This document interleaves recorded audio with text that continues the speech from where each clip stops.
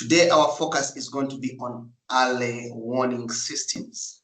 My name is Eddie Jemba, working for the Red Crescent Climate Center as a Senior Urban Resilience Advisor. That's right. My name is Ewan Crispin, and I am the Adaptation Research Manager at C40 Cities. And as to a place that I would like to go if money and things were no object, I'd probably say Brazil. Hopefully may get to go there next year with the COP, kind of keeping my fingers crossed, but we'll see.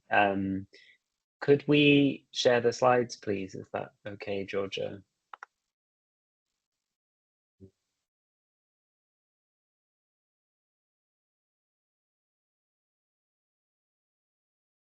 Presentation mode. Early warning systems. Over to you, yes. Thanks. Yeah, that's perfect. Next slide, please. Yeah, so as the title slide said, I mean, I'm going to be talking today more specifically about urban early warning systems. And firstly, just to introduce, for those of you that might not be familiar with C40 and who we are and what we do. So C40 is a global network of 96 cities, kind of generally the largest mega cities of the world that are united in action to confront the climate crisis.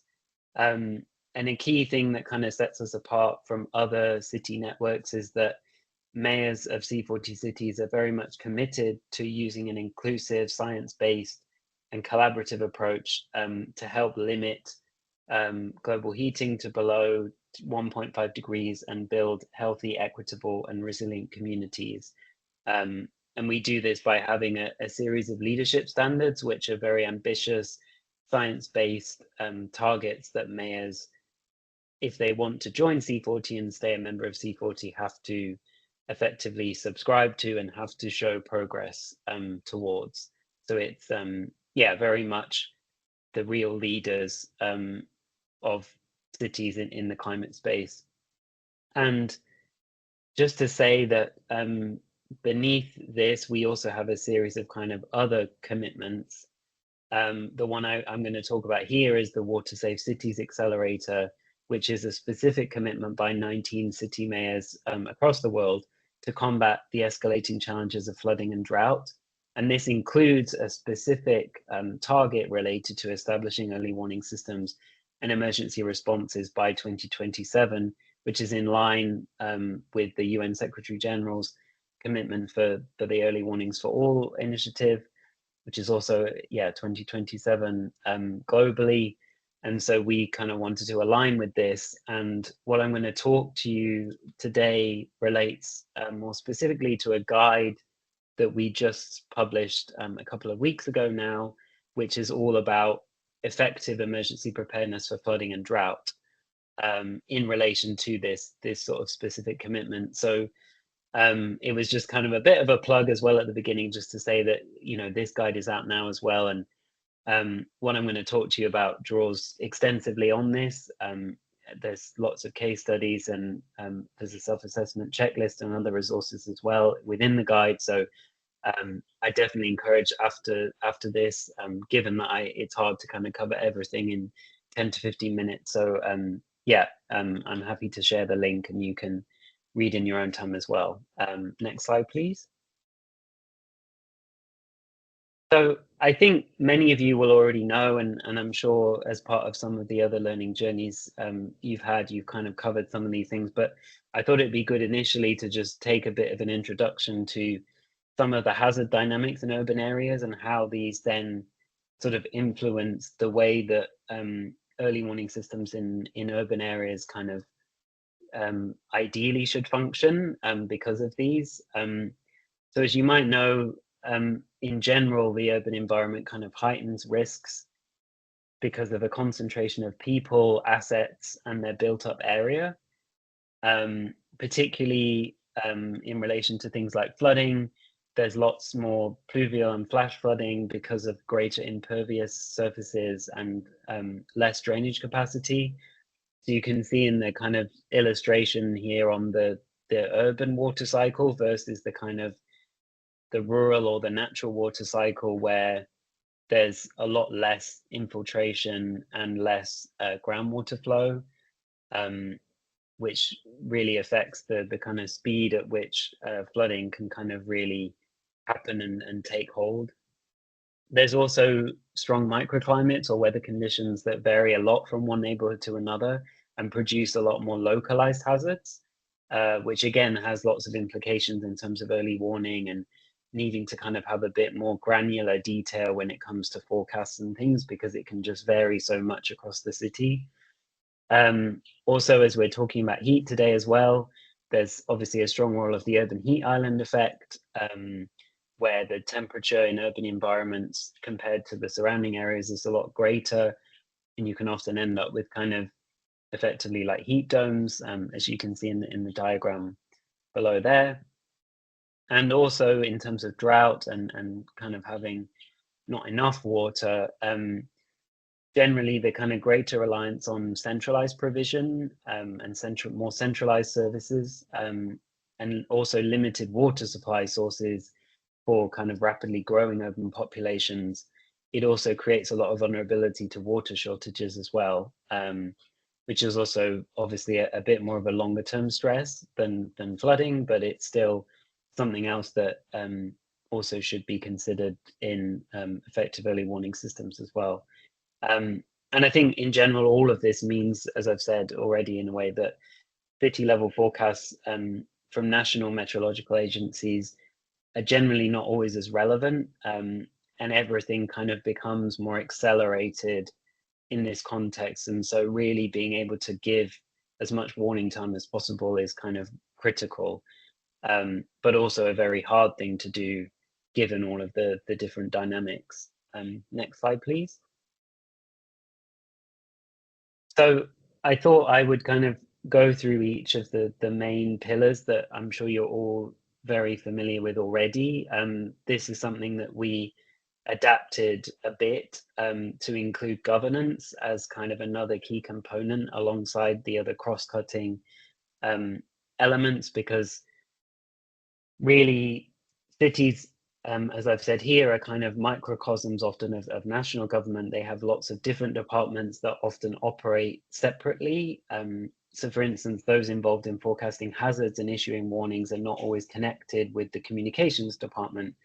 And so one thing the guide suggests is about establishing a municipal task force made up of relevant city departments and agencies involved in each of these pillars with the mayoral mandate, which is then linked to like a stakeholder group. So really the importance of involving non-state actors and those that already have trust within the communities is really critical to include at the earliest stages and throughout all of the stages really, so that the whole system can kind of be designed together, and that, like I say, you're really linking up all of these different departments that all have their own levels of expertise, but obviously often they don't talk to each other, which is obviously a problem also at the national level. So it's not unique to urban, but I think it's definitely one of the defining characteristics. In terms of risk knowledge, as I've already said, you really need more granular understanding of hazard exposure vulnerability and the interaction between hazards as well. So for instance, between rainfall and landslides and things like that. And also really importantly, in some contexts, it's very important to work with other cities and communities at a water basin or watershed level where you have shared water resources. And it obviously requires a lot of regular updates to any risk assessments to account for these rapid urbanization, land use changes, which obviously are very rapid. So very quickly, risk assessments, can become out of date. In terms of monitoring and warning, it's really important here to kind of recognize the value of each level, I think, of information. So connecting the local with the national and city level observations, considering and kind of weighing up their relevance and detail, is really important. And one way of doing that too is to establish kind of like data sharing protocols for weather and forecast information, and then supplementing this with more local monitoring networks. So there is a way of kind of, building a whole network of kind of utilizing the national level data, but then pulling in the community level, and then even supplementing that with some kind of city level observations and monitoring as well.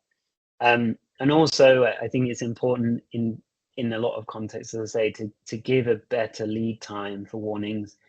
It can be possible to use more sophisticated or kind of technologically advanced modeling in terms of hydraulic and hydrological to combine different historical measurements, real-time monitoring, meteorological data from forecast to be able to predict kind of how water will flow and things like that through the system in the case of flooding.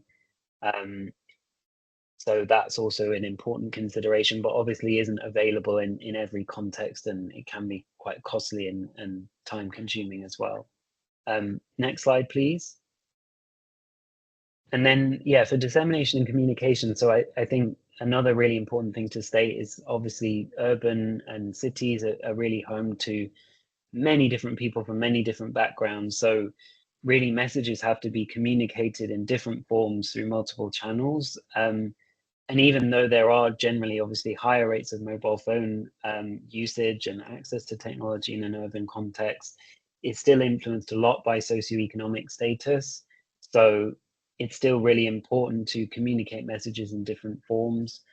There's many different actors as well, obviously, that are involved as intermediaries that can also change the shape of information from the original source. So again, that's where it's important to really strengthen connections between different actors as well, and recognize that, and something we've paid particular attention to in the guide is more marginalized, vulnerable groups like migrants, you know, obviously another new arrivals to cities, may not trust official channels. They may not understand the information coming from official channels as well. So it's also really important to try and build trust and kind of find different ways of communicating with different groups as well.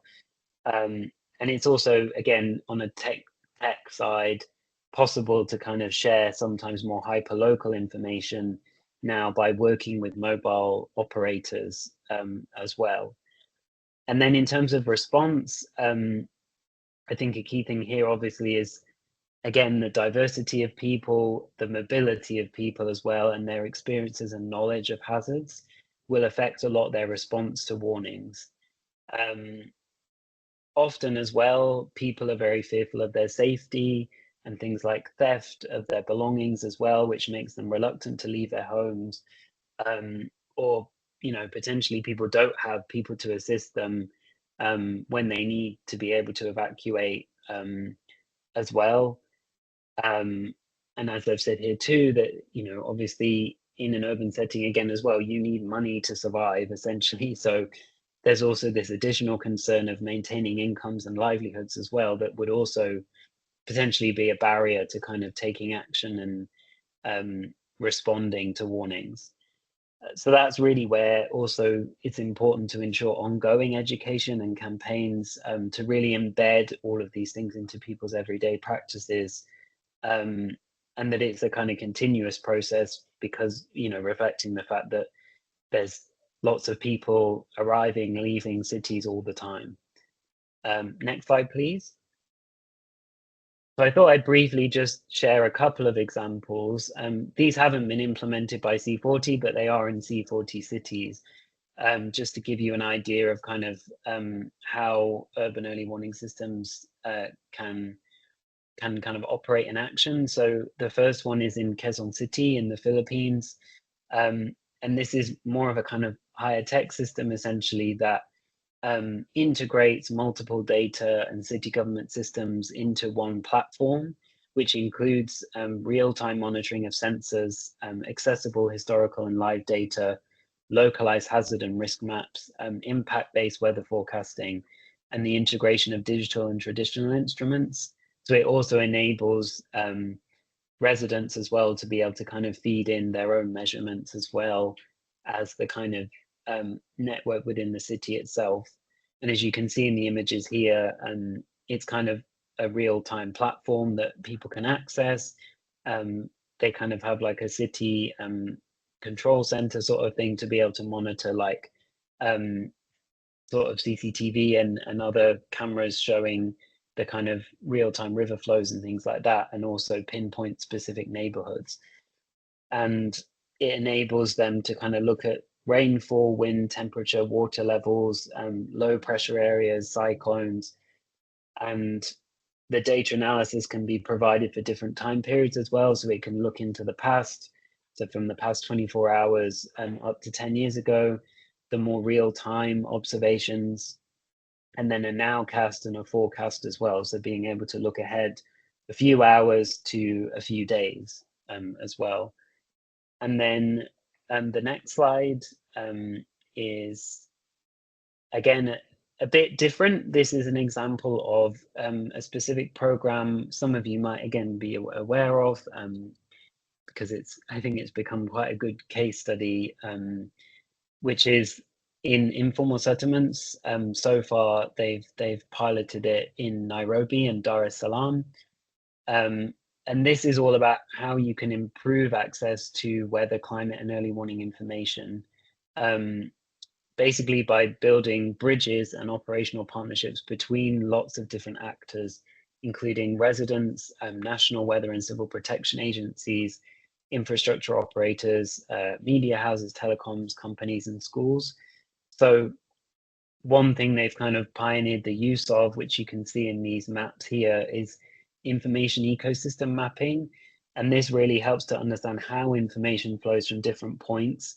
You can see here from the left to the right, from the national meteorological agencies basically to the residents, looking at how information is flowing, who is involved as an intermediary, and how is that information kind of sharing how is that information changing between those different points. And they actually worked a lot with local NGOs as intermediaries within these communities, alongside Red Cross agencies as well. And you can see the difference between the top one here and the bottom one. This is from the Kenya pilot.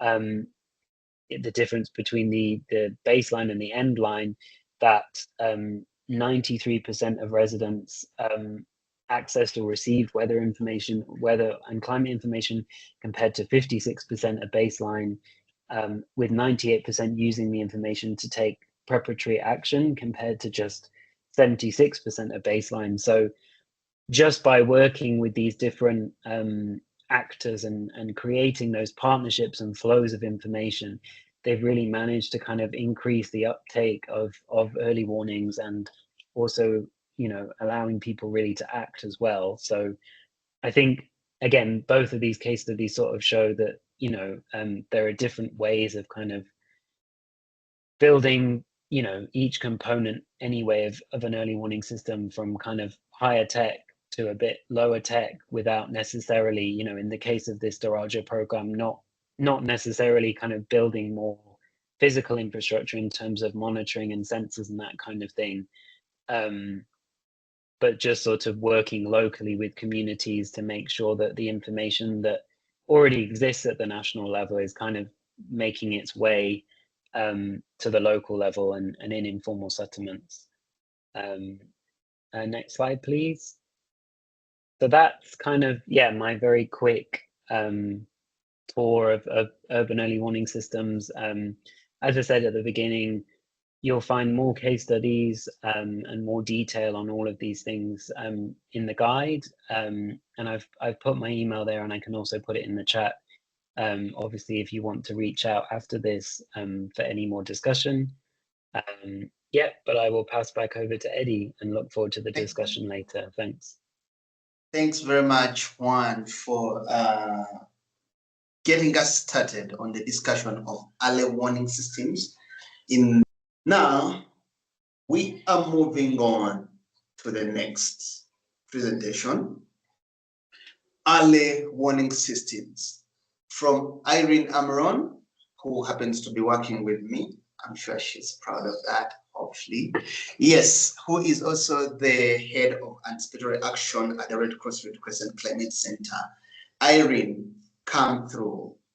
I know that Irene has been working on disaster risk management for ages, so let's hear some wisdom from you, Irene. Yes, Eddie, I am very proud to work with you so that it gets on record. Good morning. Good morning, good afternoon, good evening, colleagues. Greetings from a very, very foggy and cold Netherlands. I'm struggling to adapt to the temperatures, but anyhow, here we are. And I think so is my laptop because Teams keeps freezing, so it's a mutual feeling. I will try and share my screen, and if it doesn't, Georgia, kindly be on standby. I'll appreciate that if I start freezing.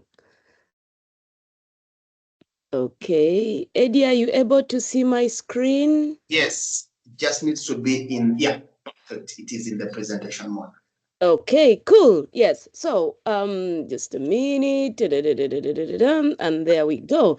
My assignment is a simple one. Hopefully, I was asked to broadly talk about heat early warning systems, what is known or what is unknown. So, it's easy but also difficult because we don't know everything. So, I'm hoping that we'll be able to pick on the knowledge from this room as well.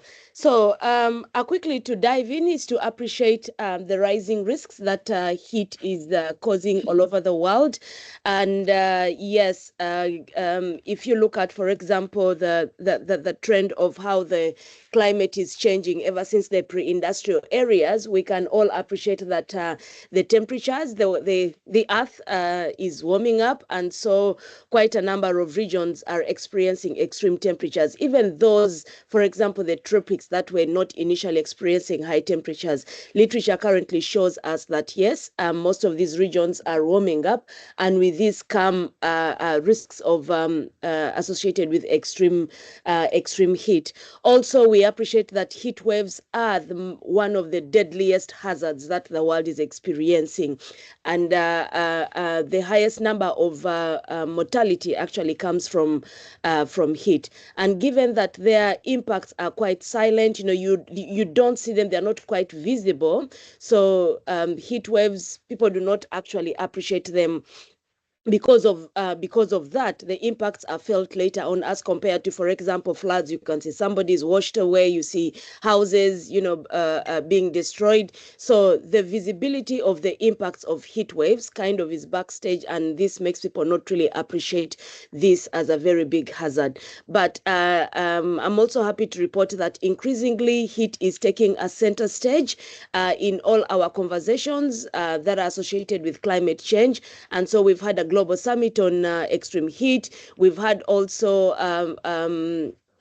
a literature that is being written around how different regions, how different countries are warming at a very faster rate. We recently published, I think a year or so ago, the IFRC and OCHA published a report on extreme heat. As you can see in the picture, the little children that are playing, that is in a camp in the MENA region. And of course, also extreme heat now being appreciated as a global public health issue.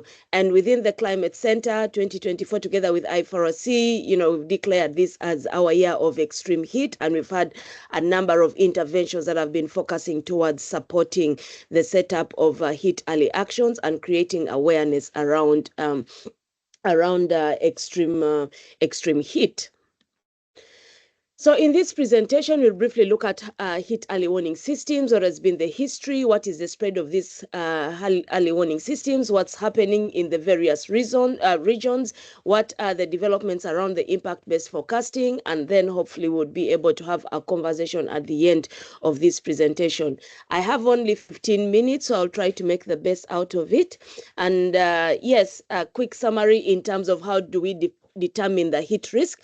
I believe most of us who are working in the DRR spectrum are familiar with this kind of infographic, that we know that HISC is a combination of the hazard and exposure and vulnerability, as well as response. So within the heat, when we look at the vulnerability, we are looking at, what's the health status, what are the socioeconomic statuses of the populations, what are the housing conditions. Eddie mentioned, for example, the study that was done in Nairobi, looking looking at informal settlements, the demographics, how are the old and the young, how are people responding differently to the various exposures of heat risk, and then, what is the perception of people, because if you appreciate heat as a risk, then definitely you're able to do something about it. If you don't, then you just don't care. When we look at the response, what are our early warning systems like? What interventions do we have to be able to address heat? What is our behavior around the heat season? Are we conscious? Do we do things differently? Then in terms of exposure, urbanization, my colleague Crispin has just talked about, how complex it is to deal with early warnings in urban setting. The urban heat island effect is also a compounding factor towards increasing the urban heat risk. Population density, outdoor activities, all this, when you put this all together, increase our risk towards heat. And of course, from the hazard perspective, we look at the humidity, we look at the air quality, and then of course the extreme temperature. So when you put all this together, it helps us define the risk of heat and how we should be able to address this. So a deep dive, a brief sneak peek into the heat early warning systems. And I just put here the definition of the heat health warning system. I know broadly when we look at early warning systems, we are looking at an integrated approach where hazard warning information, forecasting, risk analysis information, communication, response capacities are all integrated to enable individuals, institutions be able to take action before the impacts of a hazard are felt. So that's broadly the early warning system. When we zoom into the health early warning system, it's a similar definition, but this time we are zooming into the use of the meteorological forecast to initiate public health actions that are designed to reduce or mitigate the heat-related impacts on human health. Of course, heat becoming a health impact, we are looking at its impact on the human body, on people, and if we look back over a decade ago, 2003, where in Europe we had over 70,000 people dying as a result of extreme heat, heat causing impacts on people, causing heat stress, heat stroke. There is also literature that shows the relationship between extreme heat and abortions, and as an example. So all these impacts of heat on the human body, on the human system, caused it as a public health concern. And so, yes, the reason to zoom into the heat health early warning systems. So this infographic, I hope you're able to see it. It looks at regions globally where heat waves have been recorded. And if you zoom in, you see a lot of this in Europe, in America, in South, in Asia, and Africa is black, and some regions that where heat has not been recorded. You pose the question, does it mean that heat waves have never happened in this, in this region? Yes, I would love to hear your concerns around that. But so far, this is what the literature is telling us, that these are the regions where notable heat waves have been recorded. And so when we look at what studies have been done around heat health research, again, it's interesting. Lots of it in Europe, very little in regions. You see little in Africa. You see little in the Mediterranean. You see a little has been done in the Americas as well, and of course in the West Pacific. So we still have lots of work that needs to be done to be able to document literature on the health impacts of heat. Also recognizing that one of the complexities around heat is that we do not have a universal definition of a heat wave. So of course, while we do all agree, that this is above the normal temperatures that we experience, but there's not been consensus in terms of agreeing on a specific definition of a heat wave. Although WMO has a working kind of definition, and then also different countries do have, and this is mainly because heat is highly a contextual or a localized event. But broadly, we could look at a heat wave as an extended period of unusually high temperatures over a specific area. So this challenge also could, it is my assumption, could speak to, some of the reasons why Africa has very limited literature on heat waves. So what does the early warning system for heat wave look like? So the infographic you see here is adopted from the World Health Organization and WMO as well. So basically we look at the historical data, what have the temperatures been like, what has been the humidity like in a particular region.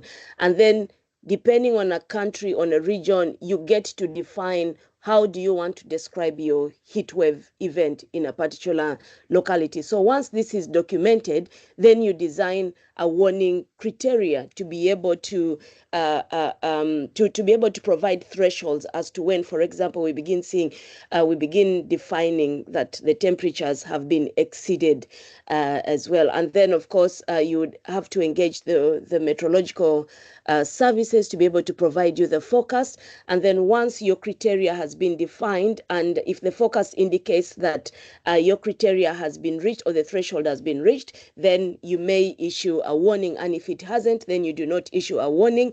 And then with this warning, then we do have clearly defined interventions of what needs to be done. If it is under the water sector, what do we need to do? Do we need to provide cooling water sources all over, all over the region?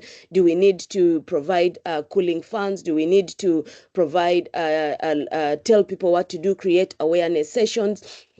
And then, of course, there is need to provide education around this. So when you have your basket of early actions that have already been defined, then they are able to activate this, of course, with a clearly defined target group. Is it outdoor workers? Is it the elderly? Is it children? Is it, women who are pregnant? And all this is engraved within a heat action plan, ideally, and then with clearly defined communication channels and systems.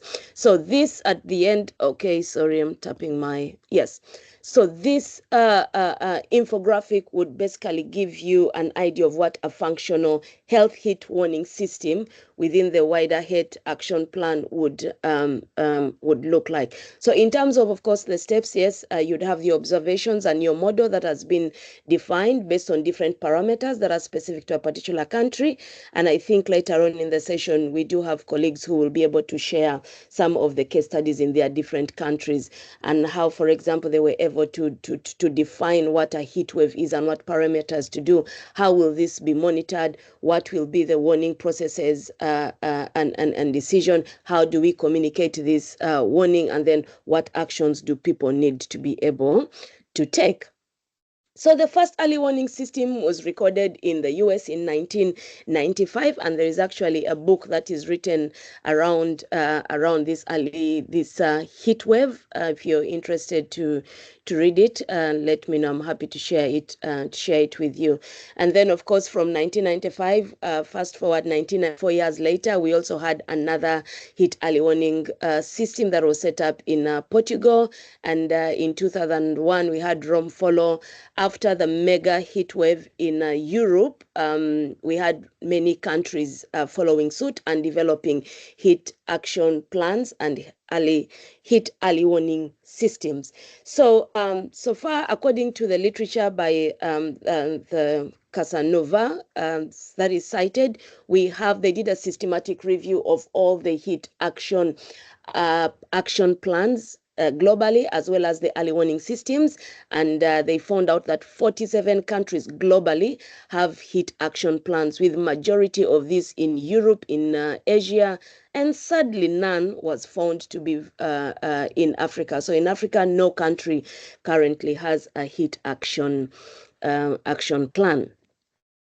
And so this is a summary. I'm not sure if you're able to see it, but a summary of an overview of the existing heat health warning systems in Europe. What you have on the left here are the countries. So you have Australia, and then it looks at the parameters that they are using to be able to activate or define their early warning systems and what they do target. And it's interesting, for example, for Australia, their target groups are the nursing facilities, the hospitals, health results, childcare facilities, medical chambers, emergency organizations. Maybe Phoebe will tell us more about that. And then in Denmark, for example, you see the general public, the health system, the elderly, people living socially isolated. So when you zoom into this. When you zoom into these heat action plans, you'll be able to see the different levels of how the heat event is defined. What are the thresholds that define the heat event? How is the communication? What actions have been defined, and what are the systems to be able to communicate these early warning systems? And also, this is also an example of what the the parameters of activating this early warning system looks like. It's quite varied. It may seem quite academic, but it gives you an idea in terms of what are the meteorological parameters or indices that a particular country is using. You know, what are their thresholds? What is the duration of this event, the seasonality? So it kind of gives you a deep dive into this. And this is also based on a systematic review of these heat action plans that was done by Gosh in 2020. So if you're happy to dive into an evening reading, you're welcome to read this systematic review. So given the, yes, Eddie, how am I doing on time? Or you're not counting? Time is chasing you and you are chasing time. So far, it is a draw. Okay, all right. I hope I'll win. So yes, given the just give me a minute to close this. Wow, sorry. Yes.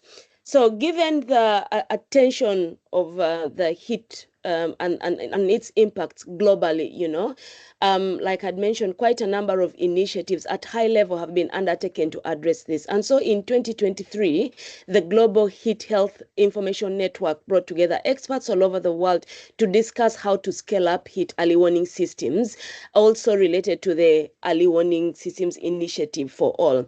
So I'm not sure how many of us are familiar with this Early Warning for All initiative that was launched last year by the Secretary General of the UN to ensure that by 2027, everyone on Earth is covered by early warning systems. So focusing on heat health early warning systems. So this group came together and identified 6 challenges that should be tackled to be able to achieve a comprehensive coverage of the heat early warning systems. And as you can see, they are quickly listed there, and I'll not read through each one of them, but these are these 6 challenges are informing the scale and the design of heat early warning systems are globally.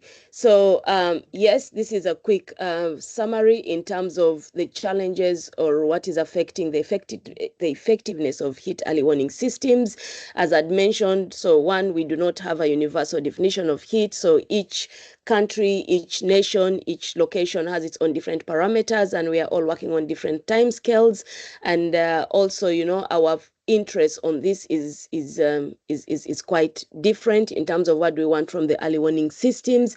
And for me, the take home at the end of the day is with all these limitations, you know, how can we zoom into regions that do not have the heat early warning systems or even action plans? And for those that have, the research indicates that they are quite disjoined from the general disaster management framework, particularly those from Europe that are existent.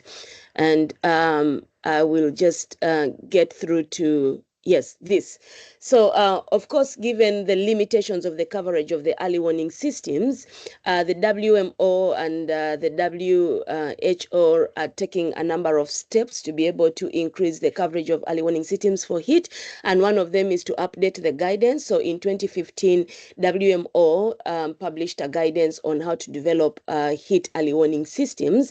And so this one has hopefully will be published before the end of the year to enable us how to develop the early warning systems.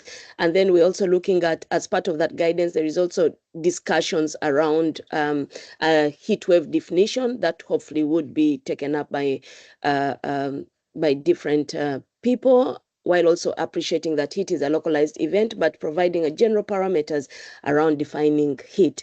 And this is not to say that limited work has been done. There's lots of research that's been done in terms of defining and how to describe the heat waves. But again, given that these are many localized events, it's quite challenging to apply these definitions. Then, of course, there are also new publications that are coming up that is looking at reviewing the state of extreme heat services around the world, the handbook on extreme heat indicators, and then the extreme heat services roadmap. So with that, I will, yes. Eddie, can I finish my statement? Please. Yes, so with that, can I allow Eddie to ask a question? Thank you. Actually, I wanted to now get back to you. In 1 minute, you have an overview of anticipatory actions and what the Red Cross calls early action protocols, and other people call them different. But when you think about the anticipatory action system set, which of those, how many off your head are you aware of working on extreme heat, and how many of those focus on cities roughly? So, yes, thanks a lot, Eddie. Related to this map, so as you can see, this is a map that shows where the heat wave is fairly well predicted. Okay, so the gray gives you an idea that this is like the forecast is well for heat is quite good in this gray area. So related to that, we do have heat action plans from the Red Crescent. So these are early actions plans that define when early action should be taken, what kind of early actions, what forecast, activate these early actions. And so far we do have in Europe, we do have one for in Greece. Unfortunately, I'm not sure if it is city focused, and then we do have in Asia. We also have, I think, 2 or 3 in Asia as well. And again, nothing in Latin America, nothing coming from Africa as well. So that maybe also speaks to this kind of map as well. Most of the early action protocols for within the Red Cross are mainly focused on floods, and less than 5 are on heat waves. Thank you very much. And hopefully we'll explore that a little bit more in the breakout session. Right now, I want to say thank you, Irene, for the inspiration and for showing us the big gaps. If I was to give a headline for your topic, it would be the big gaps on heat early warning system. Crossing over to a place that I really want to visit, Phoebe Wilson from Telecross Ready program, who leads that program. I would like to give you the space. Please offer us some inspiration. Thanks, Eddie, and thanks, Irene. I loved seeing the little snippets of the Australian context in there, and hopefully everyone can remember them, because I'll refer to them, but I don't have the amazing picture that you do. So hopefully we can hark back to it in our memories. I'm just going to share the slideshow.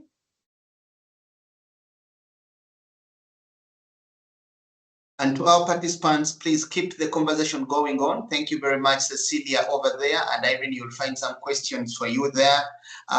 Yuan, you have a couple of them there, and you began also responding to them. Let's keep the chat alive. Over to you. Wonderful. Thanks, Eddie. Is that slideshow showing okay for you? Yes, please. It is. Wonderful. Excellent. We're going to give a very, in a nutshell, version of what we're working on in Australia. It's called Telecross Ready.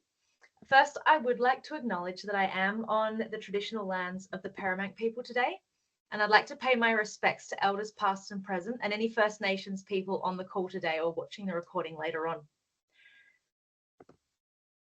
So we're going to cover who the clients are and what actions we take throughout the year, including wellbeing calls and the escalation process.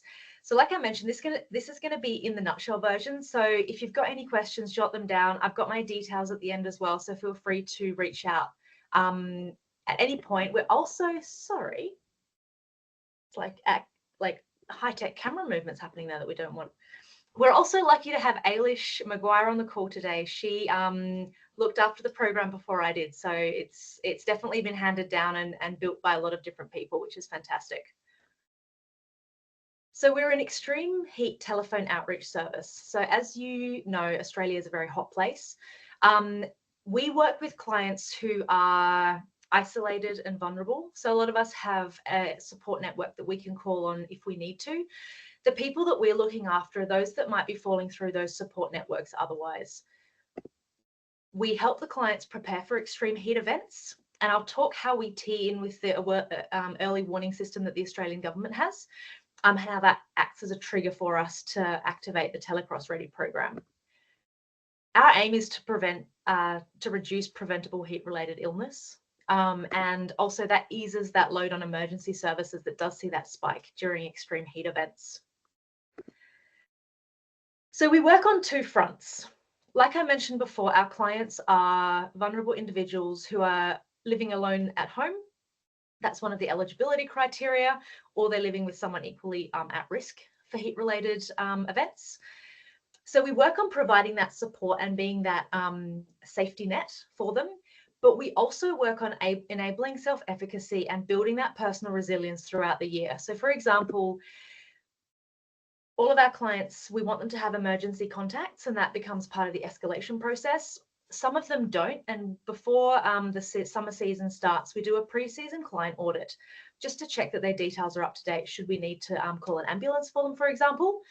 And during that time, we have conversations around things like, look, we see that you don't have an emergency contact here.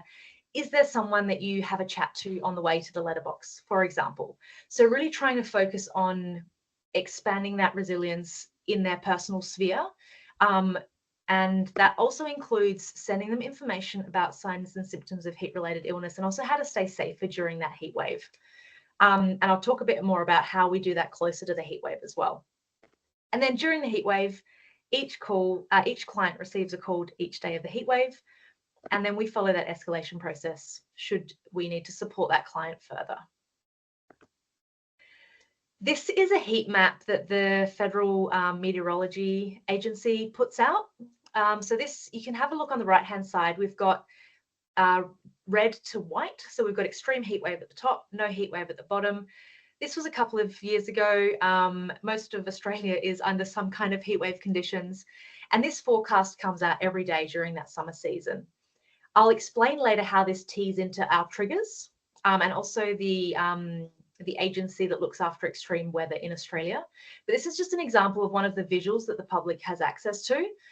This is the forecast and not the warnings that we saw in Irene's presentation, which are the little triangles. But all of this works together to create that public warning information pathway. So how are we activated? So that map that you saw before, that was from the Bureau of Meteorology. They will forecast a heat wave. The State Emergency Service is the agency responsible for extreme weather events in Australia. So they'll issue that heat wave warning. And the Department of Human Services will stand up Telecross Ready. So essentially they tell us that, yes, you're a go. And then we activate for that heat wave. Let's jump onto the different phases of preparedness in the lead up to a heat wave. So throughout the year, we work on educating clients around the signs and symptoms of heat-related illness. So for example, one of the South Australian government initiatives is this amazing heat booklet. So each client gets one of these and it goes into depth about how to stay safer during heat waves and things to look out for. So this, like I mentioned, comes in the booklet. We also do the pre-season client audit where we have a chat to clients individually and just check if their situation's changed, if there's anything we need to know about. And in that conversation, we also have conversations about, you know, has someone been to your house or are you able to do it yourself? Change your air conditioner from warming to cooling. So things like that to make sure that clients are as prepared as they can be for the summer months. During this process, we're collaborating with local governments, different organisations, client agencies who may have a number of vulnerable individuals on their in amongst their client base. And then we jump into the day before the heat wave. So in between these two stages, this is where those early warning systems are built that the government is responsible for, and we use them as triggers to initiate the Telecross Ready program. So the day before the heat wave, we notify clients and their emergency contacts that there is an extreme heat wave. So this information is publicly available, but due to the nature of how people access information, they might not be aware of it yet. So that comes out in the form of an SMS. And this summer, we're also going to send that out. So some of our clients don't have mobile phones, and that was mentioned before. Technology can be a barrier. So we're also going to be sending voicemails to their landlines, so that they're aware that there is a heat wave over the next couple of days and to start putting in place their heat wave plan. Like I mentioned, this is triggered by the government agencies that put out the all that data and warnings about the heat waves. So on each heat wave day, we have a conversation with each client. And if needed, we'll follow an escalation process, which I will jump into in a moment. This is done over the phone, and the people who make this possible are our amazing trained volunteers who make the calls. They spend time before the season going through training modules, getting up to scratch and everything, and then they are really the powerhouse that makes this whole program work. And it's really amazing to see at the end of a heat wave, we have a few questions that we ask the clients, and one of the overwhelming responses is, please say thank you to the volunteers. They really acknowledge that there are volunteers who really make this work.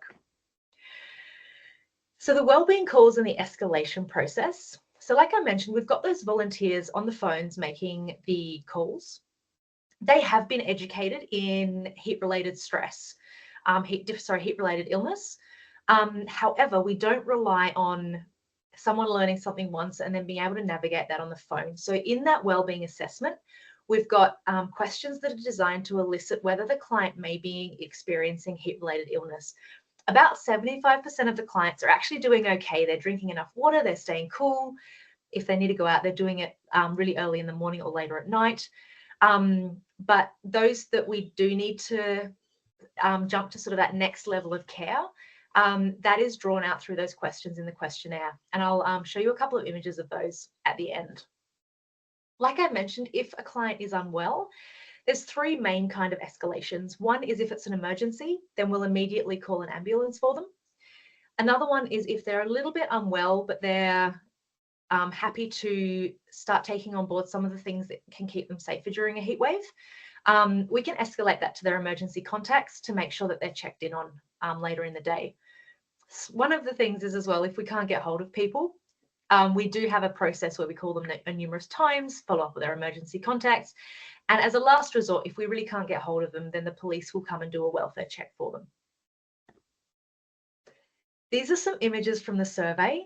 On the left-hand side, this is one of the very first, after we've asked the client how they're feeling as far as well or unwell, we'll jump into this because this really gets them to sort of sit in their bodies and have a think. They might have said they're feeling okay, but when we have a chat to them, they actually realize that they are feeling quite thirsty and they have a little bit of a headache, and this isn't normal for them. So this is beautiful in the sense that it allows us to take some early action in the sense of encouraging them to do things that will keep them safer. Depending on their answers, we may end up having a chat with them through what's on the right-hand side of your screen. And this just deepens that conversation around the framework that they have set up for themselves around the heat wave. So for example, do they have enough medication? If they don't, we ask them how they might have a plan for getting more medication. And this also builds in, are they expecting someone to visit in the next couple of hours? If not, we'll start contacting emergency contacts, and we can also give them a call back depending on how they're feeling. If they're still feeling okay, then we can just touch base with them later in the day. But this is built in to really check how each client is going and whether there needs to be an escalation, but also get in early, especially as the heat wave days compound, as our bodies don't sort of reset overnight because the nights are quite warm. This really allows us to start to encourage the clients to do things so that we won't ever get to that response phase when the emergency services need to come in and take care of someone who's critically unwell. Some of the key players, if you've got any questions about these, we can go into them in more detail, or you can touch base with me later. But really quickly, we've got our funders like any program has. We have the triggers that we talked about earlier. We use a bunch of different technology. So ClimateSense is a super exciting technology where we can really target where the heat risk is high and where also where the population vulnerability is high, and that can help us target who we approach as far as growing the client numbers go. We have client agencies. So some of our clients come in through an agency. And then we also have those support agencies that I mentioned. So we've got the South Australian Police or the South Australian Ambulance Service that play a key role should that escalation get to the point where we do need to bring in support agencies. This is a fun picture from our activation earlier this year in March. Funnily enough, a lot of our heat waves here happen in the first month of autumn. We kind of think we've got through summer, and then we have some really warm weather in autumn. This was the Emergency Operations Centre.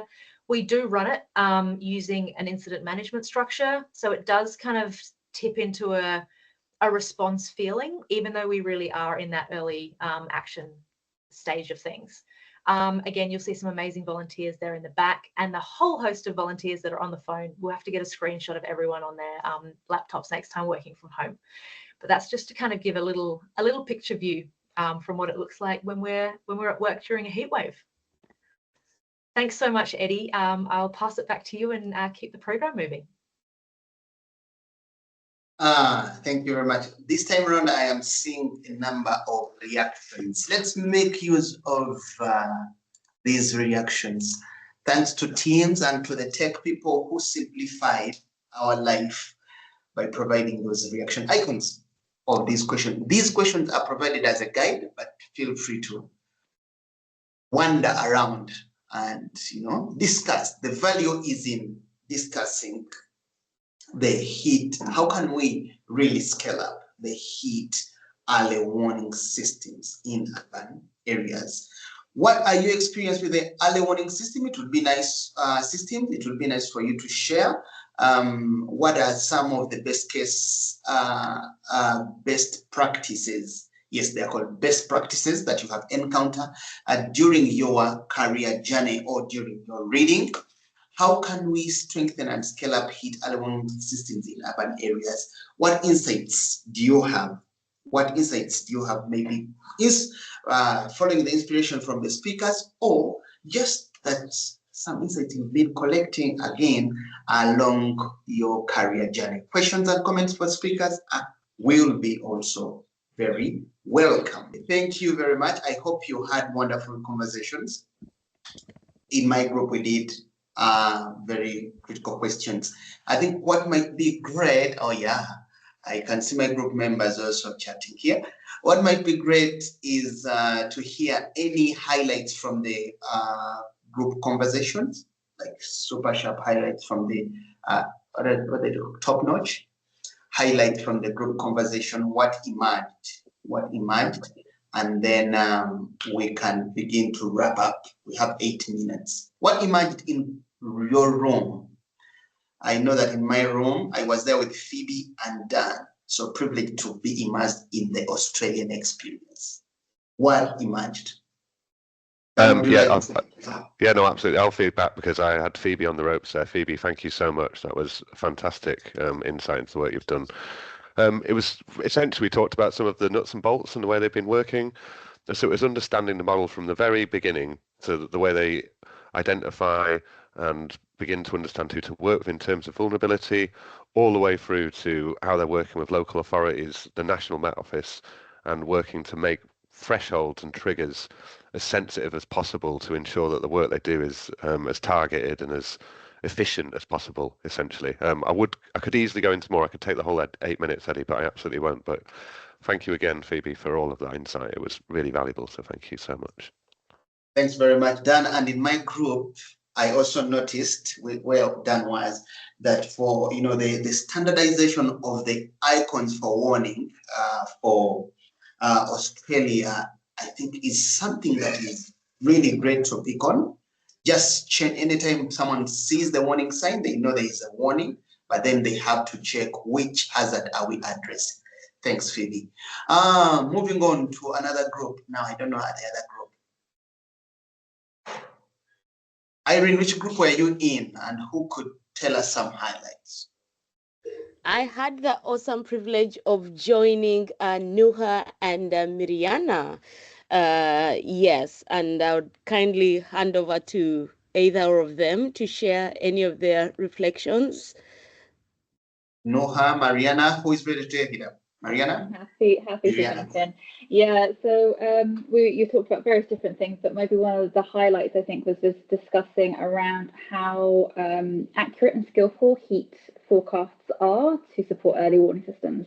And Irene was reflecting that in many contexts, such as America and Europe, that the forecasting capability for heat is really fairly good. But we were recognizing that there are definitely some gaps in terms of data and forecasting capabilities in many of the contexts in the global south, particularly in Africa. So we were talking about the complexities of that, and particularly around in Africa. Sometimes the heat early warning systems might be kind of subsumed under the drought early warning system side of things. So there's some complexities there, but the impacts are more focused on agriculture rather than human. So yeah, so those are interesting. I know we're running out of time. There were other conversations as well. Thank you very much, Miriana. And I know that Noah, did I get it right? Were you seem to be having an idea about Daraja?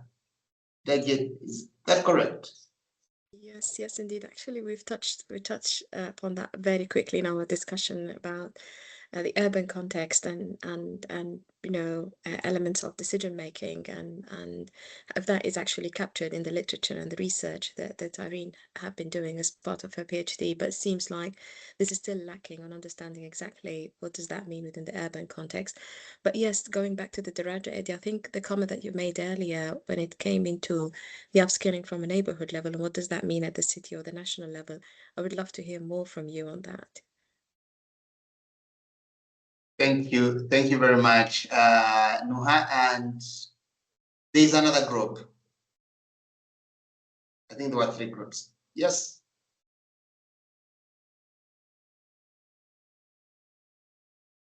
So I was with, sorry, Luciana, you can go if you want. Well, no, I was with, or I got placed at the last minute kind of thing into a group, with Luciana, Cecilia, and Eilish as well. Yeah, so I don't know who wants to take the floor with their kind of key takeaways. I can jump on in. We had a couple of conversations sort of going around at once, but we're talking about how Red Cross is in some ways, in some areas, really embedded within the early warning systems, and in others it's completely separate, and how difficult that is from an international perspective to try and embed Red Cross as that community connector into the early warning processes, which is something that Phoebe has really communicated wonderfully that is happening here in Australia. Then we also just very quickly touched on, I think, Valerie, you used a wonderful term about ongoing fatigue when it came to heatwave forecasts or early warnings. I can't remember exactly what. Yeah, this is talking about how early warning systems can deal with chronic heat stress over very long periods of time. And as you mentioned, what happens when people get tired of hearing every day is a yellow warning, or every day there is a heat warning, and that will likely become more frequent in the coming years. and how early warning systems can adapt. That was something that we quickly touched on, that we're working on in for the Urban Climate Resilience Program here in Australia, and looking at, because Australia is just considered to be a hot country, and our holiday season falls over summer. So hot weather is usually synonymous with celebration and having a barbecue and going to the beach. And so how do we break that cultural norm and that fatigue around just the assumption that it will be hot in summer for Australia and that's just normal? And how do we actually get people to understand heat as a hazard as opposed to something that should be celebrated? Okay, thank you very much. We have 2 minutes to the end. As an urban person, I think a key thing that comes into my mind, one, is the harmonization of the national level, nationally designed early warning systems that are supposed to trickle down to the cities, especially when there is polarity between the national level government and then the city level government. The more autonomous the city is, I think the more the challenge for the harmonization of harmonization and acceptability of nationally designed early warning systems for the city. Then two, the diversity that was referred to by Yuan, the diversity that is inherent within the city setting, where you find a migrant living in the same city with other people. I was thinking of the Somalis in Uganda. Now, if usually we issue early warnings in English and maybe local languages, definitely the Somalis can be left out, and unfortunately they will often be found in the most risky areas. So I think as we set up early warning systems within the cities, we need to think about a few dynamics. Thank you so much, Eddie. And thank you so much, everyone, for coming today. This was an excellent session. We had some really incredible speakers. Thank you so much to Yuan, to Irene, to Phoebe, who gave us perspectives from all over the world on this topic, early warning systems. So